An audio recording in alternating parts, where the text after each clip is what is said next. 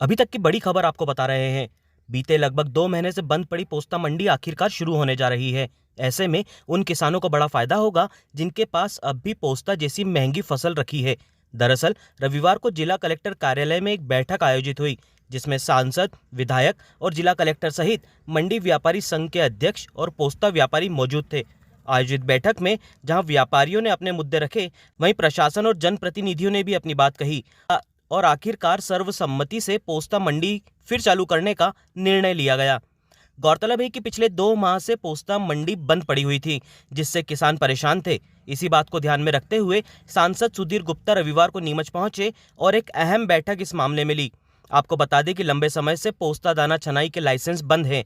ऐसे में पोस्ता व्यापारियों को ग्रेडिंग करने में समस्या आ रही थी।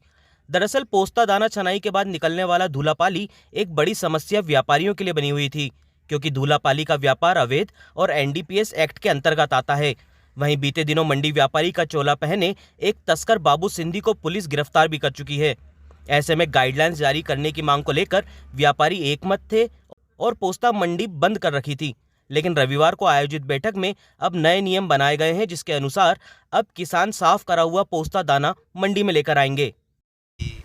आबकारी अधिकारी और सभी लोग हम बैठे थे, जहां प्रारंभिक चर्चाएं, इनकी दिक्कतें, वो सबको सुनने के बाद निर्णय लिया कि किसान भाई अपना एक क्लीन माल को मंडी में लेकर आएँ और व्यापारी अपने पोस्ते दाने को उस तरीके से मंडी में ऑक्शन के उस मोड में खरीदें, ताकि प्रतिस्पर्धी बाजार में पूर्ण पैसा किसान भाइयों को मिल सके।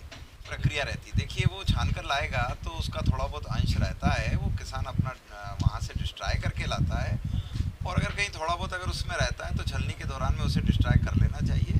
वो कोई ऐसा जिसके मन में ही अगर इलीगल कोई लाइन करने की, तो ना तो प्रशासन सहयोगी बनेगा, ना हम सहयोगी बनेंगे, ना कोई सहयोगी बनेगा। मगर इस प्रक्रिया को उलझाकर किसान भाइयों से पोस्ता दाना ही ना खरीदो, ये तो बिल्कुल गलत है, और इसलिए हम उसके पक्ष में नहीं हैं। और हमने सारे व्यापारियों से आग्रह किया है कि आप मंडी को निर्बाध गति से चलाइए, अच्छे से। लंबे समय से यहाँ के किसान 100-200 सालों से अधिक से और अफीम की खेती करते हैं, और पोस्ता दाना मंडियों में बिकता है, और जब किसान की आवश्यकता रहती है तो तत्काल अगर कोई फसल बिक सकती है, उसमें पोस्ता दाना एक गिना जाता है। और जब मंडियाँ बंद थी तो बड़े समय से सब कष्टों में थे, और मैं तो ईश्वर से यही कामना करूंगा, क्योंकि मैंने सबसे हाथ जोड़कर रिक्वेस्ट कर लिया है कि मंडियों को आप निर्बाध गति से चलाइए। ट्रेड करना है क्या धूलापाली का? लाइसेंस की प्रक्रिया को इस तरीके से क्यों लाते हो? जिसको ट्रेड करना है वो प्रतिबंधित है धूलापाली का ट्रेड, और इसलिए उस ट्रेड लाइनों पर कोई लाइनें ना बनाई जाए। नहीं खरीदते हैं, और ये तो सबने मन बनाकर कहा है, और व्यापारी है, किसान है, वो नहीं, ऐसा नहीं है। उनकी अपनी दिक्कत थी, लेकिन उन्होंने मन बनाकर कहा 1-2 दिन में वो चलाएंगे। करने की कोई प्रक्रिया नहीं होती, पहली बात लाएगा ही नहीं कोई भी, यानी 99.9% वो वहीं उसको सफाई करके लाएगा। आयोजित बैठक में निर्णय लिया गया कि सही व्यापार करने वालों को कोई अधिकारी बेवजह परेशान नहीं करेंगे। वहीं व्यापारी को भी पोस्ता दाना में से निकलने वाला धूलापाली को समय पर नष्ट करना होगा। ऐसे में इस निर्णय पर पोस्ता कारोबारी एकमत नजर आए और पोस्ता मंडी चालू करने पर सहमति बनी। क्या कहना?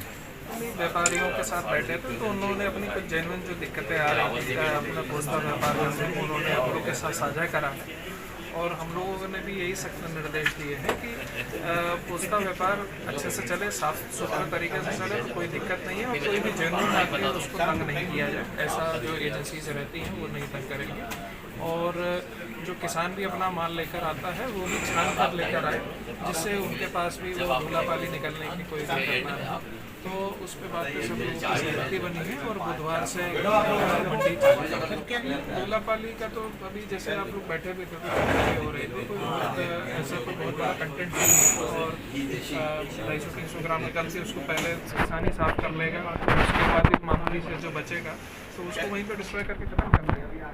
इसके अंदर ऐसा था कि जो अभी प्रक्रिया के अंदर चल रहा है कि जो छानने के बाद, पोस्ते को छानने के बाद जो भी धूलापाली निकलता है उसको किस मेथड से डिस्ट्रॉय करना है, क्या उसकी प्रक्रिया रहेगी, सेंट्रल गवर्नमेंट के पास पेंडिंग है। सेंट्रल गवर्नमेंट के निर्देश आएंगे, उसका पालन किया जाएगा, और तब तक किसान परेशान ना हो, इसके लिए उन्होंने कहा है कि आप जो है उसको चलाओ, और किसानों से आग्रह करेंगे कि किसान साफ पोस्ता मंडी में लेकर के आएँ। तो साफ पोस्ता होगा तो उसमें से कोई धूलापाली बहुत नॉमिनल मात्रा में निकलेगा, और उसको तुरंत जो है ये लोग अपने स्तर पे डिस्ट्रॉय कर देते हैं। पहले उसमें धूला पानी ज़्यादा आता था, स्टॉक नहीं कर सकते आप, स्टॉक यदि पाया जाएगा तो कार्रवाई होती है, स्पष्ट है। नहीं सकता, लाइसेंस तो समाप्त हो गए ना, PS2 के लाइसेंस कोई जारी नहीं कर सकता, गाइडलाइन आएगी सेंट्रल गवर्नमेंट से। अब वो क्या गाइडलाइन आती है वो मिनिस्ट्री ऑफ फाइनेंस जारी करेगा। नष्टीकरण क्या करे, वो छाना जैसे दूसरे चीज़ें छानती है, जो चीज़ गलत निकलती है उसको नष्ट किया जाता है, बस वैसे ही अगर मिलाया जाता है, मतलब यदि उसका पकड़ा जाएगा तो कार्रवाई होगी। NDPS की जो प्रोसीजर है उसमें कोई होगी है ही नहीं, आपको तुरंत आज रोज के रोज उसको नष्ट करना है। यदि कोई आदमी स्टॉक करता है तो है। मैंने मंडी से पोस्ता खरीदा और रास्ते में आप चेक करो 50 ग्राम निकल जाए तो कार्रवाई ढूंढो। इधर इस पूरी बैठक में सांसद सुधीर गुप्ता ने व्यापारियों की मांग पर नाराजगी भी जाहिर करते हुए कहा कि आपको अगर नीतिगत व्यापार करना है तो आपको 1 नंबर में व्यापार करना ही होगा। किसान पोस्ता दाना को छनाई करके मंडी में लाएंगे, वहीं अगर आप इसकी छनाई करते हैं तो दूल्हा पाली को समय पर नष्ट करें ताकि आपको कोई परेशानी ना हो।